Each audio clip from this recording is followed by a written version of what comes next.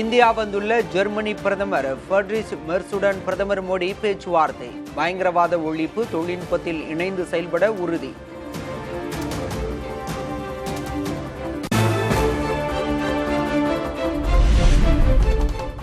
அடுத்த ஆண்டு நடைபெறவுள்ள உத்தரப்பிரதேச சட்டமன்ற தேர்தலுக்கு தயாராகும் காங்கிரஸ்.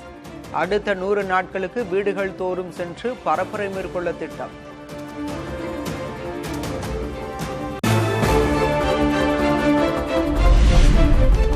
PSLV C-62 ராக்கெட் மூலம் 15 செயற்கைக்கோள்களை ஏவும் திட்டம் தோல்வி. 3ஆம் நிலையில் ஏற்பட்ட தொழில்நுட்ப கோளாறு குறித்து விரிவான ஆய்வு செய்யப்படும் என இஸ்ரோ அறிவிப்பு. Close to the end of the third stage, we are seeing little more disturbance in the vehicle. Subsequently, there is a deviation observed in the flight path. We are analyzing the data and we shall come back at the earliest.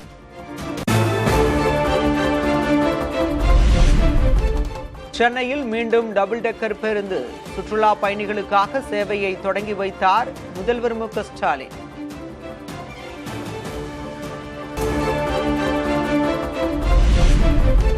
தமிழின சொந்தங்களை யாராலும் பிரிக்க முடியாது. அயலக தமிழர்கள் நாள் விழாவில் முதல்வர் மு க ஸ்டாலின் பெருமிதம். நம்ம எல்லோரும் எதனாலையும் யாராலும் பிரிக்க முடியாத தமிழ் சொந்தங்கள், தமிழின சொந்தங்கள். இது பல்லாயிரம் ஆண்டு காலத்து சொந்தம். இன்னும் பல ஆண்டு தொடர போகக்கூடிய சொந்தம். நாடுகளும் கடல்களும் நம்மை பிரிச்சாலும் மொழியும் இனமும் நம்மை உணர்வால் இணைக்குது.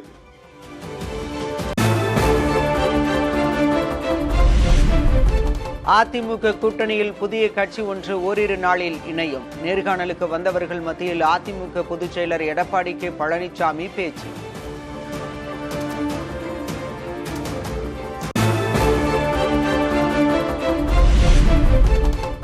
டெல்லி சிபிஐ அலுவலகத்தில் ஆஜரான தமிழக வெற்றிக் கழக தலைவர் விஜயிடம் விசாரணை நிறைவு. கரூர் துயரம் தொடர்பாக 7 மணி நேரத்திற்கு மேலாக விசாரணை நடத்திய அதிகாரிகள்.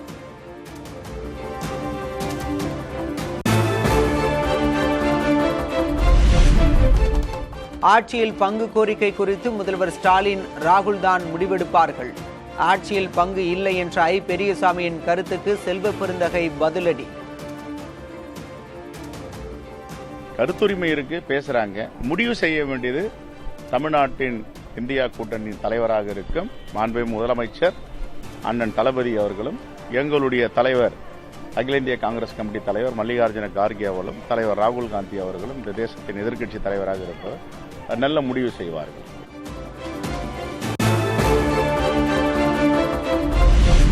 புதிய கூட்டணியில் சேர வாய்ப்பு உள்ளதா என பாமக நிறுவனர் ராமதாசிடம் கேள்வி. எதுவும் நடக்கலாம் என சென்னையில் பேட்டி. இப்ப இருக்கக்கூடிய சூழல்ல புதிய அணிக்கு போவதற்கான காலம் கசிந்து விட்டதுன்னு பார்க்கலாமா? எதுவும் இந்த தேர்தல் நேரத்தில் எதுவும் நடக்கலாம், நடக்காமலும் போகலாம்.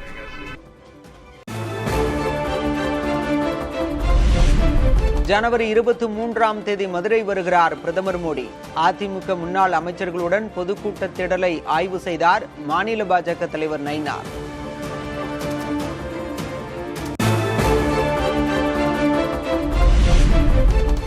சென்னை கீழ்ப்பாக்கம் அரசு மருத்துவமனைக்குள் புகுந்த ரவுடி கொலை. 2 பெண்கள் உட்பட 8 பேர் கைது.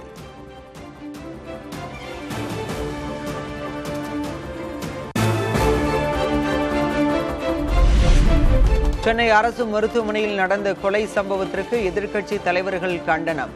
திமுக ஆட்சியில் உயிரை பறிக்கும் களமாக மருத்துவமனைகள் மாறி உள்ளதாக குற்றச்சாட்டு.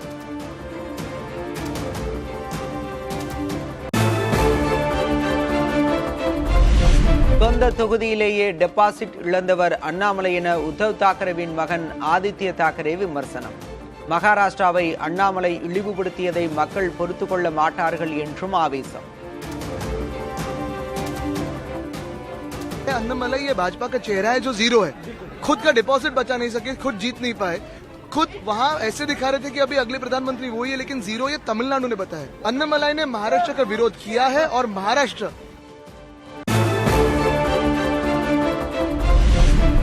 யார் மிரட்டினாலும் மும்பைக்கு மீண்டும் மீண்டும் வருவேன், காலை வெட்டுவேன் என மிரட்டிய சிவசேனாவுக்கு அண்ணாமலை பதிலடி. தாக்கரேவோட சிவசேனா அவங்களுடைய பத்திரிகை நம்ம முரசொலி மாதிரி சாம்லான்னு ஒன்று வச்சிருக்கானுங்க. அதில் எழுதியிருக்கானுங்க, மும்பைக்குள்ள வந்தால் என் காலை வெட்டுவேன், இங்க் அடிப்பேன். நான் மும்பைக்கு வரத்தான் போறேன், நீ இங்க் அடிச்சு பாரு, காலை வெட்டிப்பாரு, அதான் ரெண்டோட பார்த்துடலாம்.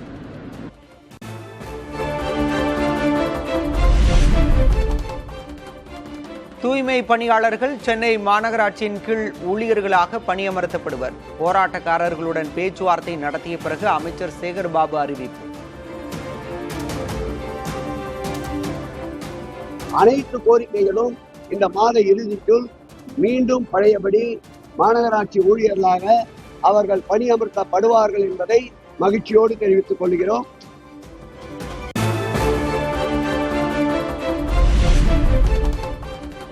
கமல்ஹாசன் பெயர் படத்தை வர்த்தக ரீதியாக பயன்படுத்த இடைக்கால தடை. ஆடை நிறுவனத்திற்கு எதிராக தொடரப்பட்ட வழக்கில் சென்னை உயர்நீதிமன்றம் உத்தரவு.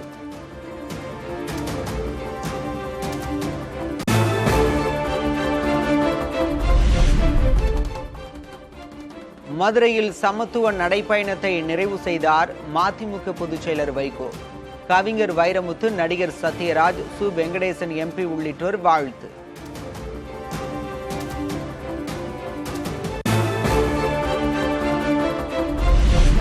வரலாறு காணாத உச்சத்தை தொட்டது தங்கம் விலை. சென்னையில் ஆபரண தங்கத்தின் விலை ஒரே நாளில் சவரனுக்கு 1760 ரூபாய் உயர்ந்தது.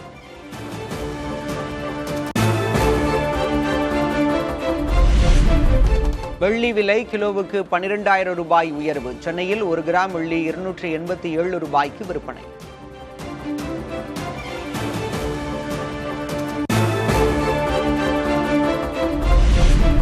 தமிழகத்தின் பல்வேறு இடங்களில் பொங்கல் பண்டிகை கொண்டாட்டம் கோலாகலம். ஆடல் பாடல் விளையாட்டு நிகழ்ச்சிகளில் திரளானோர் பங்கேற்ற உற்சாகம்.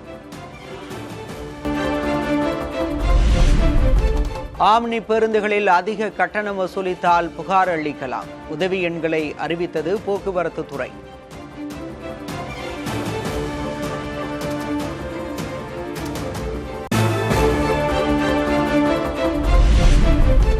காவிரி படுகை மாவட்டங்களில் பரவலாக கனமழை. விழுப்புரம், கள்ளக்குறிச்சி, தருமபுரி உள்ளிட்ட மாவட்டங்களிலும் மழை.